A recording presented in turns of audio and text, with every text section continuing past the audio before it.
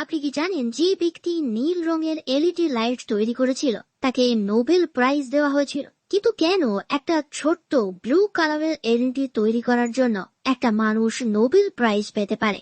আসলে প্রথমে আমিও যখন এই ব্যাপারটা শুনেছিলাম তখন সত্যি অবাক হয়েছিলাম, কারণ পৃথিবীতে এলইডি লাইট তো বহুদিন থেকেই আছে, কিন্তু শুধুমাত্র ব্লু এলইডি কে তৈরি করার জন্য কেন কেউ একজনকে নোবেল প্রাইজ দিতে পারে? তবে এর সবকিছুর পেছনেই একটা বড় কারণ থাকে। আসলে রেড আর গ্রিন এলইডি বহুদিন থেকেই আমাদের কাছে ছিল, কিন্তু এদের ব্রাইটনেসও অত বেশি ছিল না। এই রেড এবং গ্রিন এলইডি কে পুরনো ইলেকট্রিক ইনস্ট্রুমেন্টে ইন্ডিকেটর লাইট হিসেবে কিংবা ক্যালকুলেটর বা অন্য কোনো ডিভাইসে ব্যবহার করা হতো। পুরোনো দিনের মিউজিক প্লেয়ার গুলোকে দেখলেও আপনি দেখতে পাবেন যে ওখানে শুধুমাত্র রেড এবং গ্রিন এলইডি লাগানো থাকতো। তবে সারা পৃথিবী চেষ্টা করছিল যে কোনো প্রকারে ব্লু লাইটকে আবিষ্কার করার। তার কারণ হলো ব্লু, রেড এবং গ্রিন এই তিনটে অর্থাৎ RGB লাইটকে ব্যবহার করে সব রকমের কালার তৈরি করা সম্ভব। তবে তার থেকেও বড় ব্যাপার হলো এই তিনটে কালারকে অ্যাড করে আমরা সব থেকে ইম্পর্টেন্ট কালারকে পাই, যেটা হলো হোয়াইট কালার। সুতরাং বুঝতে পারছেন যে এই তিনটে কালারের এলইডি যদি আমাদের কাছে থাকে তাহলে এর ব্যবহার অসংখ্য জায়গাতে করা সম্ভব। কম্পিউটারের ডিসপ্লেতে, মোবাইলের ডিসপ্লেতে, এমনকি বাড়িতে লাগানো বাল্বেও একে ব্যবহার করা সম্ভব হয়। কিন্তু ব্লু কালার এলইডি বানানো এতটাও সোজা কাজ ছিল না। যেখানে বড় বড় কোম্পানি যেমন সোনি, বেল ল্যাবরেটরিজ, IBM এর মতো জায়েন্টরা চেষ্টা করছিল, কিন্তু শেষমেশ ব্লু লাইট আবিষ্কার করে জাপানের একটা ছোট্ট কোম্পানি। তাও সম্পূর্ণ কোম্পানি মিলে নয়, নিশিয়া কোম্পানির একজন মাত্র লোক সুজি নাকামুরা এই এলইডি লাইটকে আবিষ্কার করেছিলেন। আজকে যে এলইডির জন্য আপনি এই ভিডিওটাকে আপনার ডিভাইসে দেখতে পাচ্ছেন, আর শুধু তাই নয়, প্রায় $80 বিলিয়ন ইন্ডাস্ট্রি এই ব্লু লাইটকে কেন্দ্র করেই তৈরি হয়ে গেছে। কিন্তু এই লাইটটা বানানোর জন্য সুজি নাকামুরাকে যে রিওয়ার্ড দেওয়া হয়েছিল সেটা অলমোস্ট জিরো। এমনকি ব্লু এলইডি তৈরি করার পরেও কিছু বছর পর্যন্ত তাকে কেউ গুরুত্বও দেয়নি। তাহলে চলুন এই ভিডিওতে ব্লু এলইডি সম্পর্কে ডিটেলে আলোচনা করা যাক এবং কেন একে তৈরি করা এত কঠিন সেটাও বোঝার চেষ্টা করা যাক। ছোটবেলায় যদি আপনারা ফিলামেন্টের বাল্ব দেখেন এবং বর্তমানে এলইডি লাইটকে বাড়িতে উপভোগ করতে পারছেন, তাহলে এর জন্য আপনাদের ধন্যবাদ দিতে হবে ব্লু এলইডি কে। আর ধন্যবাদ শুধু এলইডি লাইটের জন্য নয়, এই লাইটের জন্য যে আপনাদের বাড়ির কতটা বিদ্যুৎ খরচ কম হয় সেটাকেও মাথায় রাখতে হবে। পুরোনো আমলের যে ফিলামেন্টের বাল্বগুলো ছিল সেগুলোকে জ্বালানোর জন্য যে বিদ্যুৎকে ব্যবহার করতে হতো তার মধ্যে 95% হিট এনার্জি হয়ে রেডিয়েট হয়ে যেত, শুধুমাত্র 5% আলো দিত। তবে এরপরে আসে ফ্লোরোসেন্ট লাইট, যেখানে এই অনুপাতটা কিছুটা ইমপ্রুভ হয়। তবে তারপরে অর্থাৎ মডার্ন সময়ে আমরা ব্যবহার করি এলইডি লাইট। হোয়াইট এলইডি বাল্বগুলোকে আমরা তখনই ব্যবহার করতে পেরেছি যখন ব্লু এলইডি আমাদের কাছে এসছে। এমনকি এখনো পর্যন্ত এলইডির বেসিক তিনটে কালারই হয়, রেড, ব্লু এবং গ্রিন। টিভি, কম্পিউটার কিংবা ফোনের ডিসপ্লেতে অসংখ্য কালার এই তিনটে কালারকে ব্যবহার করেই তৈরি করা হয়। তবে কেন আমরা অন্য কালারের এলইডি তৈরি করতে পারি না এবং ব্লু এলইডি কে তৈরি করাটাও এত কঠিন কেন, সেটা বোঝার জন্য আমাদের একটু ফিজিক্সের দিকে যেতে হবে। একটা পরমাণুর মধ্যে নিউক্লিয়াস থাকে এবং নিউক্লিয়াসের চারিদিকে ইলেকট্রন আবর্তন করতে থাকে। এই ইলেকট্রনগুলো নিউক্লিয়াসের বাইরে বিভিন্ন কক্ষপথে নিউক্লিয়াসকে আবর্তন করে। এই কক্ষপথগুলোতে আলাদা আলাদা এনার্জি থাকে। যে ইলেকট্রনের মধ্যে এনার্জি যত বেশি হবে তার কক্ষপথ নিউক্লিয়াস থেকে তত দূরে থাকবে, এবং যে নিউক্লিয়াসের মধ্যে এনার্জি কম থাকবে তার কক্ষপথ নিউক্লিয়াসের কাছে থাকবে। অতএব যদি কোনো ইলেকট্রনকে ছোট অরবিট থেকে বড় অরবিটে যেতে হয় তাহলে সেই ইলেকট্রনটা এনার্জি অ্যাবজর্ব করবে, আর যদি বড় অরবিট থেকে ছোট অরবিটে আসতে হয় তাহলে এনার্জি রিলিজ করবে। এবার যখন কোনো ইলেকট্রন এনার্জি রিলিজ করে তখন সেটা ইলেকট্রোম্যাগনেটিক রেডিয়েশন হিসেবে বেরিয়ে যায়। আর ইন্টারেস্টিং ভাবে যে সমস্ত লাইট আমরা দেখতে পাই সেই সবকিছুই ইলেকট্রোম্যাগনেটিক রেডিয়েশন। ইলেকট্রোম্যাগনেটিক রেডিয়েশন বিভিন্ন ফ্রিকোয়েন্সির হয়, তবে 430 টেরাহার্জ থেকে 790 টেরাহার্জ পর্যন্ত ভিজিবল লাইট স্পেকট্রামের মধ্যে পড়ে। মানে এই ফ্রিকোয়েন্সির রেডিয়েশন হলে সেটা আমরা আলো হিসেবে দেখতে পাই। এই ভিজিবল লাইট স্পেকট্রামের সাদা আলো হিসেবে আমরা যা দেখতে পাই সেটা অনেক কালারের কম্বিনেশন হয়, অনেকটা রামধনুর মতো। তবে এর মধ্যেও সব থেকে কম ফ্রিকোয়েন্সির যে লাইট হয় সেটা রেড লাইট হয়, আর এর থেকেও যদি কম ফ্রিকোয়েন্সির লাইট হয় সেটাকে ইনফ্রারেড বলা হয়, যা খালি চোখে দেখা যায় না। আর অপরদিকে সব থেকে বেশি ফ্রিকোয়েন্সির লাইট হয় ভায়োলেট কালারের লাইট, এবং ভায়োলেটের থেকে বেশি ফ্রিকোয়েন্সির লাইট হয়ে গেলে সেটা আলট্রা ভায়োলেট হয়ে যায়। এবার এই পর্যন্ত যদি আপনি বুঝতে পারেন, তবে আর একটা জিনিস আপনাকে বুঝতে হবে।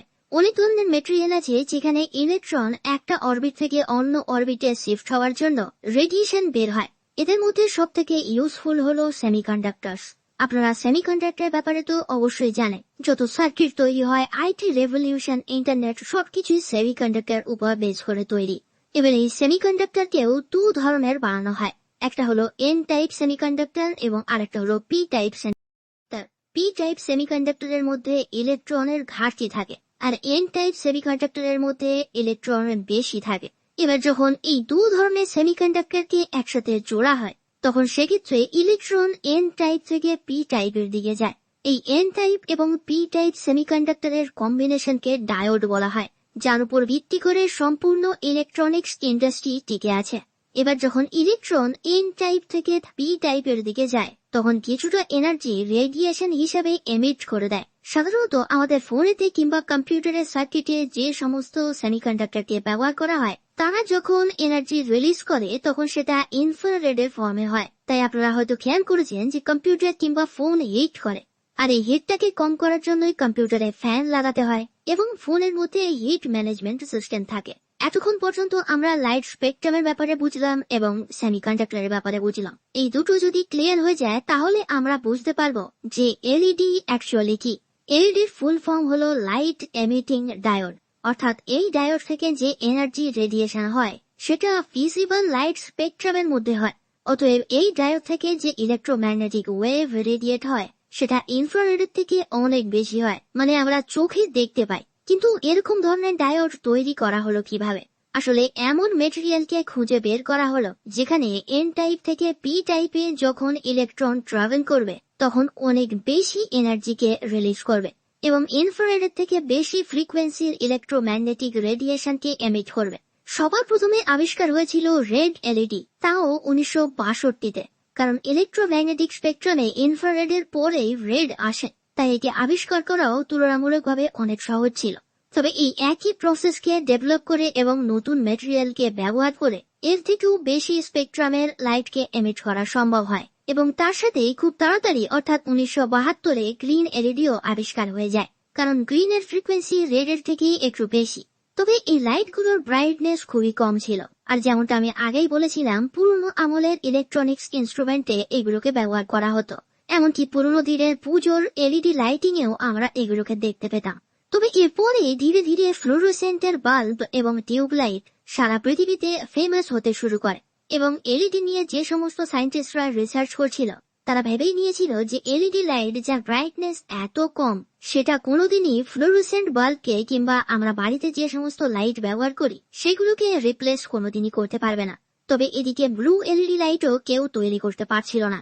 প্রচুর পরিশ্রম এবং টাকা খরচা করেও কোনো ল্যাবরেটরি থেকেই এই লাইটকে কেউ তৈরি করতে পারছিল না। সুতরাং এতক্ষণ ভিডিওটা দেখার পর আপনি হয়তো বুঝতে পেরেছেন যে ব্লু এলইডি কে বানানো কেন এত কঠিন ছিল। তবে এদিকে বড় বড় জায়ান্ট কোম্পানিগুলো যখন ফেল হয়ে গিয়েছিল তখন সাকসেস পেয়েছিল জাপানের একটা ছোট্ট কোম্পানি নেশিয়া। আসলে এই কোম্পানিটা সেই সময় একটা বড় ফাইন্যান্সিয়াল ক্রাইসিসের মধ্যে দিয়ে যাচ্ছিল এবং কোম্পানিটাকে বাঁচানোই খুবই কঠিন হয়ে পড়ছিল তাদের কাছে।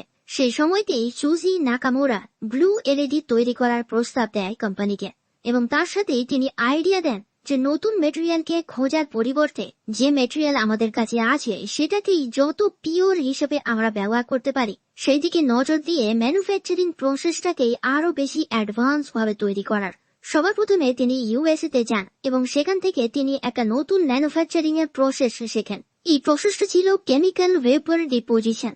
তবে তিনি এই প্রসেসটা শিখে তো গিয়েছিলেন, কিন্তু এই কাজটাকে করার জন্য যে মেশিনের দরকার সেটার ফান্ড তাদের কাছে ছিল না।